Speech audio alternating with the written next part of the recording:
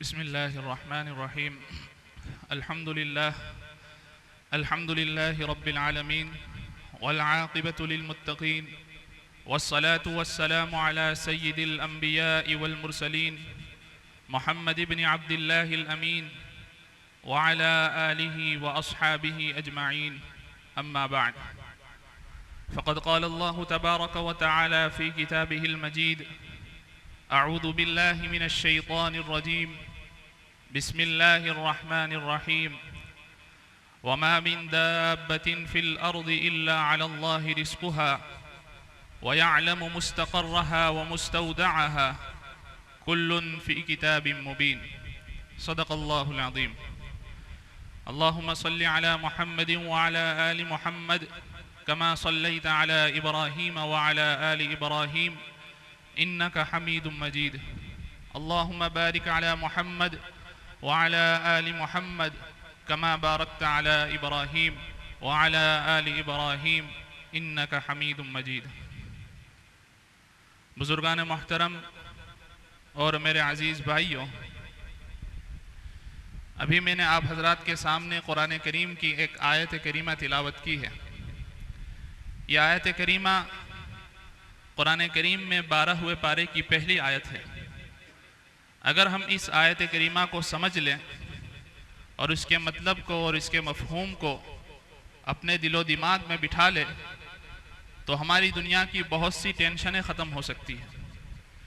اللہ تبارک و تعالی اس آیت کریمہ میں ارشاد فرما رہے ہیں کہ اس زمین پر اور اس دنیا میں چلنے والے جتنے بھی جاندار ہیں، چاہے وہ انسان کی شکل میں ہو یا چاہے جانور کی شکل میں ہو، چاہے وہ جنگلات میں رہنے والے جانور ہو یا آبادی میں رہنے والے جانور ہو، چاہے وہ گھاس پھوس کھانے والے جانور ہو یا چاہے چیر پھاڑ کر کے شکار کر کے کھانے والے جانور ہو، چاہے وہ فضا میں اڑنے والے پرندے ہو یا چاہے زمین پر رینگنے والے کیڑے مکوڑے یا سانپ اور بچھو ہو یا سمندروں میں تیرنے والی مچھلیاں ہوں، غرض جتنے بھی جاندار ہے اس دنیا میں، اللہ تعالیٰ فرماتے ہیں اِلَّا عَلَى اللَّهِ رِزْقُهَا، کہ ہر ایک کے رزق کی ذمہ داری اللہ تبارک و تعالیٰ کے اوپر ہے.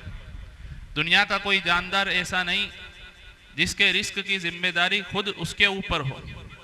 اسباب کے درجے میں تو ہر انسان، ہر جاندار اپنا رزق تلاش کرتا ہے، لیکن حقیقت میں جو رزق دینے والا ہے اور حقیقت میں جو رزق کی ذمہ داری ہے وہ اللہ تبارک و تعالیٰ کے اوپر ہے. آج ہماری جو دنیا کی ٹینشنیں ہیں اور دنیا میں جو ہماری فکریں ہوتی ہیں اس میں زیادہ تر فکر رزق کی فکر ہوتی ہے کہ میں زیادہ سے زیادہ رزق کیسے کما لوں، فلاں شخص میرا حصہ چھین کر نہ لے جائے، فلاں شخص مجھ سے زیادہ نہ کما لے، فلاں شخص مجھ سے زیادہ مال جمع نہ کر لے. اور کتنے تو اتنے بدبخت لوگ ہوتے ہیں کہ چاہے دوسرے کا فائدہ، چاہے خود کا فائدہ ہو یا نہ ہو لیکن اس کا نقصان ہونا چاہیے، چاہے میرا کاروبار چلے یا نہ چلے لیکن فلاں شخص کا کاروبار نہیں چلنا چاہیے. یہ ہماری دنیا کی فکریں اور ہماری دنیا کی ٹینشنیں ہوتی ہیں. اس کی وجہ یہی ہے کہ ہم نے قرآن کریم کی اس آیت کریمہ کو سمجھا نہیں، اللہ تبارک و تعالیٰ کے اس ارشاد کو سمجھا نہیں ہے. آپ دیکھیں کہ جب انسان پیدا ہوتا ہے اور پیدا ہونے سے پہلے جب ماں کے پیٹ میں ہوتا ہے، اللہ تبارک و تعالیٰ نے انسان کی تخلیق کے ہر مرحلے کو قرآن کریم میں ذکر فرمایا. اللہ تعالیٰ نے انسان کی تخلیق کے 7 مرحلوں کو قرآن کریم میں ذکر فرمایا کہ انسان 7 مرحلے سے گزر کر پیدا ہوتا ہے. اللہ تعالیٰ قرآن کریم میں ارشاد فرماتے ہیں وَلَقَدْ خَلَقْنَا الْإِنسَانَ مِنْ سُلَالَةٍ مِّن طِينٍ، کہ انسان کی جو تخلیق ہوئی ہے، سب سے پہلا انسان اس دنیا پر جو بنا ہے حضرت آدم علیہ السلام. اللہ تبارک و تعالیٰ ان کی تخلیق کی طرف اشارہ کرتے ہوئے فرماتے ہیں وَلَقَدْ خَلَقْنَا الْإِنسَانَ مِنْ سُلَالَةٍ مِّن طِينٍ، کہ ہم نے جو انسان کو پیدا کیا ہے، جو انسان کو بنایا ہے، وہ مٹی کے خلاصے سے، ایک گیلی مٹی سے بنایا. اور یہ تو پہلے انسان کی تخلیق ہے. آگے اللہ تبارک و تعالیٰ انسانی نسل کی جو تخلیق ہے اس کو بیان فرماتے ہیں ثُمَّ جَعَلْنَاهُ نُطْفَةً فِي قَرَارٍ مَّكِينٍ، کہ پہلا جو انسان حضرت آدم علیہ السلام ہے اس کو تو ہم نے مٹی سے پیدا کیا، مٹی کے خلاصے سے پیدا کیا، لیکن اس کے بعد جو انسان کی نسل چلی ہے، حضرت آدم علیہ السلام کی جو اولاد چلی ہے، فرمایا کہ ہم نے اس کو ایک منی کے قطرے سے، نطفے سے پیدا کیا. کون سے نطفے سے؟ فرمایا کہ جس کو ہم نے ایک محفوظ جگہ پر ماں کے رحم میں، ماں کی بچہ دانی میں رکھا. ثم جعلناه نطفة في قرار مكين۔ آگے اللہ تبارک و تعالی ارشاد فرماتے ہیں ثم خلقنا النطفة علقة، کہ جو منی کا قطرہ ہے انسان نطفے کی شکل میں تھا، فرمایا کہ اس کے بعد نطفے سے ہم نے اس کو علقہ بنایا۔ ثم خلقنا النطفة علقة، علقہ کا مطلب ہے جمع ہوا خون۔ جب انسان منی کے قطرے کی شکل میں ہوتا ہے، اللہ تبارک و تعالی اپنی قدرت سے اس منی کے قطرے کو ایک جمع ہوئے خون کی شکل میں تبدیل کرتے ہیں۔ ثم خلقنا النطفة علقة، آگے فرمایا فخلقنا العلقة مضغة، پھر ہم نے اس جمع ہوئے خون کو، اس جمع ہوئے خون سے ہم نے گوشت کے لوتھڑے کو تبدیل کیا، اس جمع ہوئے خون میں سے گوشت کا لوتھڑا بنایا۔ ثم خلقنا العلقة مضغة فخلقنا المضغة عظاما، پھر ہم نے اس گوشت کے لوتھڑے سے ہڈی کو وجود بخشا، اس گوشت کے لوتھڑے سے ہڈی بنائی ہم نے۔ فَكَسَوْنَا الْعِظَامَ لَحْمًا، آگے کے مرحلے کو اللہ تبارک و تعالی ارشاد فرماتے ہیں کہ اس ہڈی پر ہم نے گوشت کو چڑھایا۔ ثُمَّ أَنشَأْنَاهُ خَلْقًا آخر، پھر ہم نے ایک دوسرا ہی انسان وجود میں ہم نے ایک دوسرا ہی انسان پیدا کر دیا۔ فَتَبَارَكَ اللَّهُ أَحْسَنُ الْخَالِقِينَ، اللہ تبارک و تعالی کیا ہی بہترین بنانے والے ہیں۔ اللہ تبارک و تعالی نے ان 7 مرحلوں کو جو ہے قرآن کریم میں ذکر فرمایا۔ سب سے پہلے مٹی سے پیدا کیا، مٹی کے بعد اس کو نطفے کی شکل میں اور بنی کے قطرے کی شکل میں تبدیل کیا، پھر فرمایا کہ ہم نے اس کو جمع ہوا خون بنایا، جمع ہوئے خون سے پھر ہم نے اس کو گوشت کا لوتھڑا بنایا اور گوشت کے لوتھڑے سے ہڈی بنائی، اور پھر ہڈی پر ہم نے جو ہے گوشت چڑھا کر انسان بنایا، اور جو 7واں مرحلہ ہے کہ ہم نے انسان کے اندر روح کو بخشا۔ ثم انشأناه خلقا آخر فتبارك الله احسن الخالقین، کہ اللہ تبارک و تعالی کیا ہی بہترین پیدا کرنے والے ہیں۔ آگے اللہ تعالی ارشاد فرماتے ہیں ثم انکم بعد ذلك لمیتون، کہ تم میں سے جو شخص بھی پیدا ہوا، تم میں سے جو شخص بھی اس دنیا میں آ گیا، زندہ ہو گیا، فرمایا کہ تم میں سے ہر شخص کو پھر موت کا مزہ چکھنا ہے، تم میں سے ہر شخص مرنے والا ہے۔ ثم انکم یوم القیامت تبعثون، پھر قیامت کے دن تمہیں دوبارہ کھڑا کر دیا جائے گا۔ اللہ تبارک و تعالیٰ نے ان 2-4 آیتوں میں انسان کی جو زندگی ہے اس کی پوری زندگی کو بیان کر دیا کہ ہم نے کس طریقے سے انسان کو بنایا۔ آپ صلی اللہ علیہ وسلم کی حدیث ہے، اسی مفہوم کو آپ صلی اللہ علیہ وسلم نے وضاحت کے ساتھ اپنی حدیث میں بیان فرمایا۔ حضرت ابو ہریرہ رضی اللہ تعالیٰ عنہ روایت کرتے ہیں کہ آپ صلی اللہ علیہ وسلم نے ارشاد فرمایا کہ تم میں سے ہر شخص کی پیدائش اس حالت میں ہوئی کہ ایک منی کا قطرہ تھا، نطفہ تھا، اور 40 دن تک وہ منی کے قطرے کی شکل میں رہتا ہے ماں کے پیٹ میں۔ قرآن کریم میں تو مدت بیان نہیں کی، قرآن کریم میں بالکل واضح طور پر بیان نہیں فرمایا۔ حدیث پاک میں آپ صلی اللہ علیہ وسلم نے مدت کے ساتھ بیان فرمایا کہ جو منی کا قطرہ ہے وہ ماں کے پیٹ میں 40 دنوں تک رہتا ہے۔ پھر آپ صلی اللہ علیہ وسلم نے ارشاد فرمایا کہ 40 دنوں کے بعد اس کو جمع ہوئے خون کی شکل میں تبدیل کر دیا جاتا ہے، اور پھر وہ جمع ہوا خون ہے وہ بھی 40 دن تک اسی حالت میں رہتا ہے، اور 40 دنوں کے بعد اس کو گوشت کے لوتھڑے میں تبدیل کر دیا جاتا ہے۔ آپ صلی اللہ علیہ وسلم نے فرمایا کہ جب 40 یعنی جب 4 مہینے گزر جاتے ہیں اور جب 5واں مہینہ ہوتا ہے، اللہ تبارک و تعالیٰ ایک فرشتے کو بھیجتے ہیں، اور فرشتوں کو 4 باتوں کا حکم دیا جاتا ہے۔ فرشتے کو حکم دیا جاتا ہے کہ یہ جو بچہ ہے، یہ جو انسان پیدا ہونے والا ہے، یہ اپنی زندگی میں کیا کیا کام کرے گا اس کو لکھو۔ وہ فرشتہ انسان کی پیدائش سے پہلے ابھی ماں کے پیٹ میں ہے، اس کی زندگی میں وہ کیا کیا عمل کرنے والا ہے، اس کی پیدائش سے لے کر موت تک جتنے بھی اعمال ہیں وہ سارے اعمال اس کے رجسٹر میں لکھ دیے جاتے ہیں۔ اللہ تبارک و تعالیٰ دوسرا حکم دیتے ہیں کہ اس کا جو رزق ہے وہ سارا کا سارا رزق لکھو۔ فرشتہ اللہ تبارک و تعالیٰ کے حکم سے اس کا رزق لکھتا ہے کہ دنیا میں جا کر کیا کھانے والا ہے، کیا پینے والا ہے، کیا کمانے والا ہے، کیا خرچ کرنے والا ہے، اس کا جتنا بھی رزق ہے وہ سارا کے سارا اس کی پیدائش سے پہلے لکھ دیا جاتا ہے۔ اللہ تبارک و تعالیٰ تیسرا حکم دیتے ہیں کہ لکھو کہ اس کی موت کب آنے والی ہے۔ وہ فرشتہ اس کی موت کا وقت بھی لکھ دیتا ہے کہ دنیا میں کتنی مدت رہنے والا ہے۔ اور چوتھا حکم اللہ تبارک و تعالیٰ کہتے ہیں کہ لکھو کہ یہ دنیا میں آ کر نیک بخت ہوگا یا بدبخت ہوگا۔ وہ فرشتہ لکھتا ہے دنیا میں آ کر یہ نیک بخت ہونے والا ہے یا بدبخت ہونے والا ہے۔ آگے آپ صلی اللہ علیہ وسلم نے ارشاد فرمایا اس ذات کی قسم جس کے علاوہ کوئی معبود نہیں ہے، تم میں سے کوئی شخص جنتیوں والا عمل کرتا رہتا ہے اور اتنا نیک اعمال اور جنت کے اتنے اعمال کرتا ہے کہ وہ جنت کے اتنے قریب ہو جاتا ہے کہ جنت اور اس کے درمیان صرف 1 ہاتھ کا فاصلہ رہ جاتا ہے، اور پھر اللہ تبارک و تعالیٰ کی تقدیر، اللہ تعالیٰ کا علم اس پر غالب آتا ہے، اور پھر وہ جہنمیوں والا عمل کرنا شروع کرتا ہے، اور جہنمیوں والا عمل کرتے وہ مرتا ہے اور پھر جہنم میں پہنچ جاتا ہے۔ اور آگے ارشاد فرمایا کہ تم میں سے کوئی شخص پوری زندگی جہنمیوں والا عمل کرتا ہے اور گناہ کے کام کرتا رہتا ہے، اور اتنے گناہ کے کام کرتا ہے کہ اس کے اور جہنم کے درمیان صرف ایک ہاتھ کا فاصلہ رہ جاتا ہے، اور اللہ تعالیٰ کی تقدیر اس پر غالب آتی ہے، اللہ تعالیٰ کا علم اس پر غالب آ جاتا ہے، اور پھر وہ جنت والے اعمال شروع کرتا ہے، اور اس کی موت اس حال میں آتی ہے کہ وہ جنت میں داخل ہو جاتا ہے۔ تو یہ آپ صلی اللہ علیہ وسلم کی حدیث ہے۔ اس میں آپ نے فرمایا کہ انسان کی پیدائش سے پہلے اس کے سارے رزق کو لکھ دیا جاتا ہے، اس کی موت کے وقت کو لکھ دیا جاتا ہے کہ انسان اس دنیا میں کتنی مدت ٹھہرنے والا ہے۔ اللہ تعالیٰ نے ارشاد فرمایا فَإِذَا جَاءَ أَجَلُهُمْ لَا يَسْتَأْخِرُونَ سَاعَةً وَلَا يَسْتَقْدِمُونَ، کہ جب انسان کی موت آ جاتی ہے، جب انسان کی موت کا وقت آ جاتا ہے تو پھر ایک گھڑی، ایک سیکنڈ بھی اس کی موت آگے پیچھے نہیں ہوتی۔ حضرت سلیمان علیہ السلام کا واقعہ ہے، اللہ تعالیٰ نے سلیمان علیہ السلام کو بڑی عجیب حکومت عطا فرمائی۔ سلیمان علیہ السلام نے اللہ تعالیٰ سے دعا کی رب اغفر لی وہب لی ملکا لا ينبغی لأحد من بعدی انکا انت الوہاب۔ سلیمان علیہ السلام نے اللہ تعالیٰ سے دعا کی اے اللہ میری مغفرت فرما، میرے گناہوں کو معاف فرما، اور مجھے ایسی حکومت عطا فرما کہ میرے بعد کسی کو ایسی حکومت نہ ملے۔ اللہ تعالیٰ نے ان کی دعا کو قبول کیا اور کیسی حکومت عطا فرمائی۔ حضرت سلیمان علیہ السلام انسانوں پر بھی حکمران ہے، حضرت سلیمان علیہ السلام جناتوں پر بھی حکمران ہے، جناتوں سے کام کروا رہے ہیں، اور اللہ تعالیٰ نے ہواؤں پر بھی حکومت دی۔ حضرت سلیمان علیہ السلام کو اللہ تبارک و تعالیٰ نے پرندوں کی اور جانوروں کی بولی سکھائی۔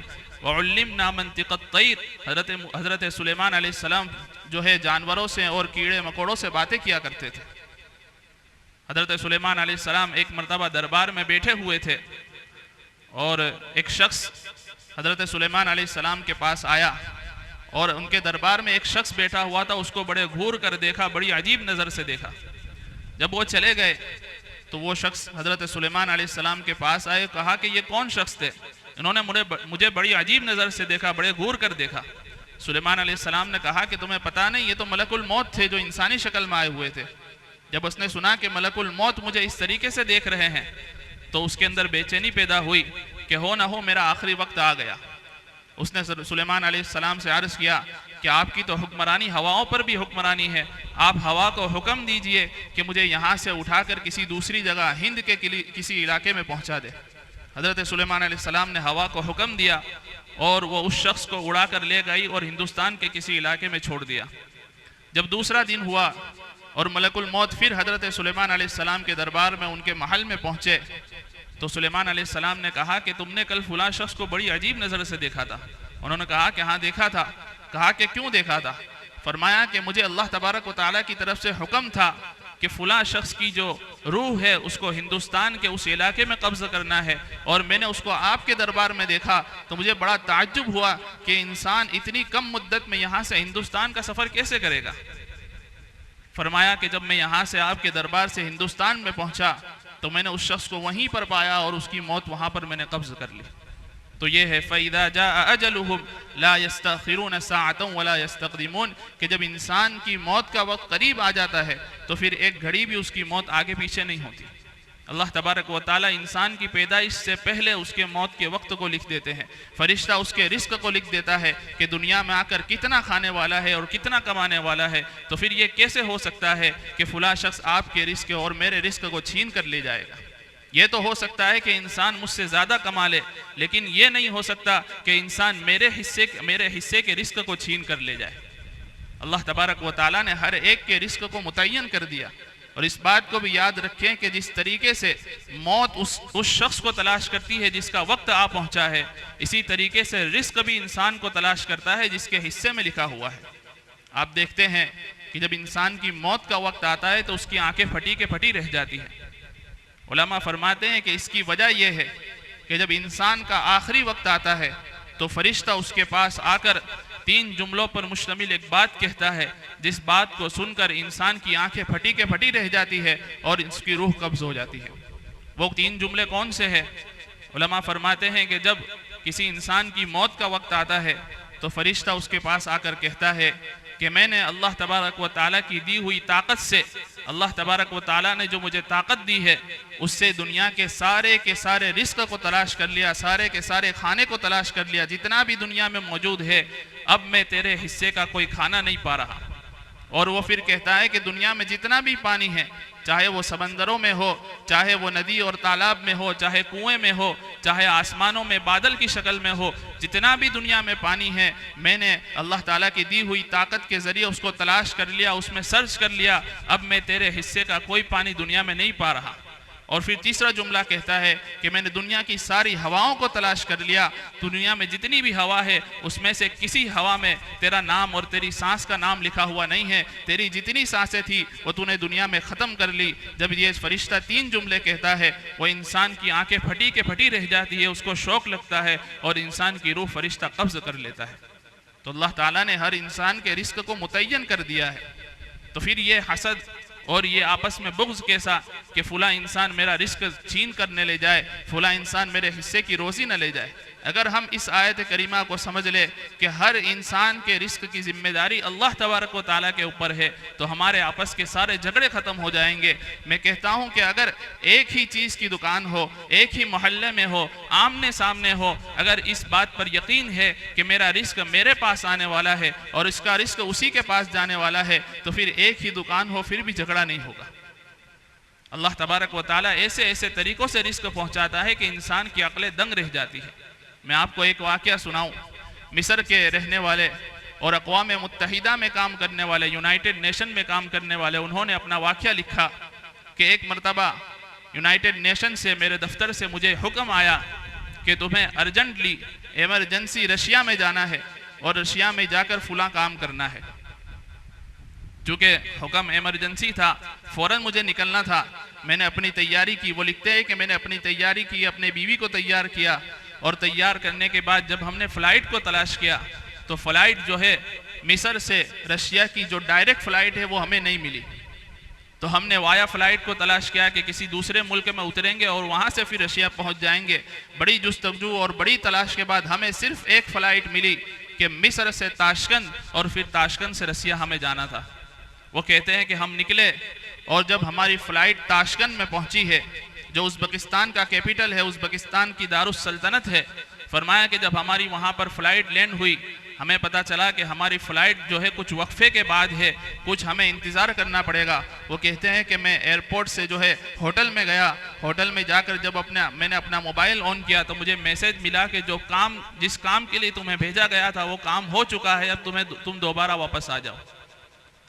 وہ کہتے ہیں کہ میں تاشکند کی ہوٹل میں تھا اور ہم نے کچھ کھانا اور پینا لیا ہوا تھا کہ راستے میں کبھی ضرورت پڑے تو ہم اسے کھا لیں گے، کچھ مرغی فرائی کر کے ہم نے لی تھی۔ وہ کہتے ہیں کہ ہم ہوٹل سے دوبارہ اپنے گھر مصر جانے کے لیے نکلے۔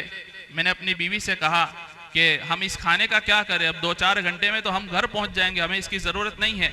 وہ کہتے ہیں کہ میری بیوی نے کہا کسی غریب کو دے دو۔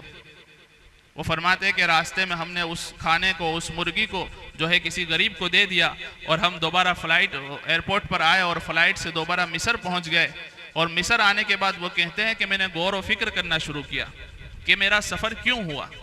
مجھے ایمرجنسی کال آئی کہ ایمرجنسی میں تمہیں جانا ہے۔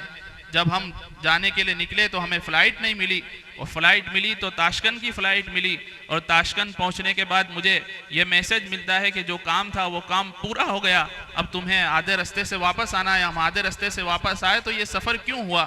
وہ کہتے ہیں کہ مجھے اس کی دوسری کوئی وجہ نہیں ملی، صرف مجھے یہ وجہ ملی کہ جو وہ فقیر تھا اس کا رزق مصر کے اندر تھا، اس کی جو حصے کی مرغی تھی وہ مصر کے اندر گھوم رہی تھی۔ اللہ تبارک و تعالیٰ نے میرے ڈپارٹمنٹ سے پیسے دلوائے اور مجھے ذریعہ بنایا، میں اس مرغی کو لے کر تاشکند پہنچا اور تاشکند میں اس فقیر کو مرغی دی، اس کے رزق کا، اس کے حصے کا رزق دیا، اور پھر ہم دوبارہ فلائٹ سے مصر آ گئے۔ یہ اللہ تبارک و تعالیٰ کے رزق کا نظام ہے کہ جس کے حصے میں جو چیز لکھی ہوتی ہے اللہ تبارک و تعالیٰ اسے پہنچاتے ہیں۔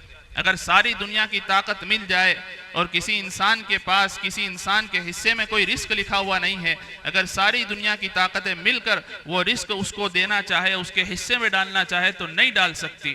اگر کوئی چیز میرے رزق میں لکھی ہوئی ہے، میرے حصے میں لکھی ہوئی ہے، اگر پوری دنیا کی طاقت مل جائے اور اسے روکنا چاہے تو نہیں روک سکتی، وہ کسی نہ کسی طریقے سے میرے حصے میں آ کر ہی رہے گا۔ تو یہ اللہ تبارک و تعالیٰ کے رزق کا نظام ہے. اگر ہم اس کو اپنی زندگی میں بٹھا لیں، بہت آسان ترتیب ہے. اکیلے میں بیٹھ کر ہم اپنے آپ کو یہ سمجھا لیں کہ میرا رزق جو ہے وہ میرے حصے میں آ کر رہنے والا ہے، اور جو میرے رزق میں جو چیز لکھی ہوئی نہیں ہے وہ پوری دنیا کی طاقت مل کر بھی مجھے نہیں پہنچا سکتی. اگر ہم یہ دو چار چیز اپنے آپ کو سمجھا لیں، اکیلے میں بیٹھ کر سمجھا لیں، تو ہماری ساری دنیا کی ٹینشنیں ختم ہو سکتی ہے. لیکن اس کا مطلب یہ نہیں کہ ہم جو ہے محنت کرنا چھوڑ دے، کمانا چھوڑ دے. یہ جو دنیا ہے یہ دارالاسباب ہے. اللہ تبارک و تعالیٰ نے اس کے اندر جتنی چیزیں رکھی ہے وہ اسباب کے تحت رکھی ہے. حضرت ایوب علیہ السلام کا واقعہ ہے کہ جب حضرت ایوب علیہ السلام کو اللہ تبارک و تعالیٰ نے بیماریوں میں ڈالا، تو جب اللہ تبارک و تعالیٰ نے انہیں شفا دینے کا ارادہ کیا تو حضرت ایوب علیہ السلام سے فرمایا کہ اپنے ایڑی کو رگڑو، اپنی ایڑی کو زمین پر رگڑو. حضرت ایوب علیہ السلام نے اپنی ایڑی کو رگڑا اور اس سے چشمہ جاری ہوا، اور اس پانی سے حضرت ایوب علیہ السلام نے غسل کیا. اس کے بعد ان کی بیماری کو دور کیا. اگر اللہ تبارک و تعالیٰ چاہتے تو ویسے ہی بیماری کو دور کر سکتے تھے، لیکن اللہ تبارک و تعالیٰ نے سبب بنانے کا حکم دیا کہ اپنی ایڑی کو رگڑو. جب وہ سبب پیدا ہوا تو حضرت ایوب علیہ السلام کی بیماری دور ہوئی. اسی طریقے سے ہمیں بھی حکم ہے کہ ہم محنت کرتے رہیں، لیکن یقین اللہ تبارک و تعالیٰ پر رکھے. اس بات کو دل میں جمائے رکھے کہ جو میرے حصے کا رزق ہے وہ مجھے ملنے والا ہے، اور جو میرے حصے میں نہیں ہے وہ مجھے ملنے والا نہیں ہے. تو پھر اگر ہمیں دھندے میں نقصان ہوگا، کاروبار میں نقصان ہوگا، تو ہمارے دل پر اس کا کوئی اثر پڑنے والا نہیں ہے. دل کو یہ سمجھا سکتے ہیں کہ یہ جو میرے رزق کا، جو میرے حصے کا رزق تھا وہ مجھے مل گیا، اور جو میرے حصے میں نہیں تھا اس کو اللہ تبارک و تعالیٰ نے مجھے نہیں دیا. اگر ان باتوں پر ہم عمل کر لیں، ہماری دنیا کی بہت سی ٹینشنیں دور ہو سکتی ہے. اللہ تعالیٰ سے دعا ہے کہ مجھے بھی آپ کو عمل کی توفیق عطا فرمائے. وآخر دعوانا ان الحمد للہ رب العالمین.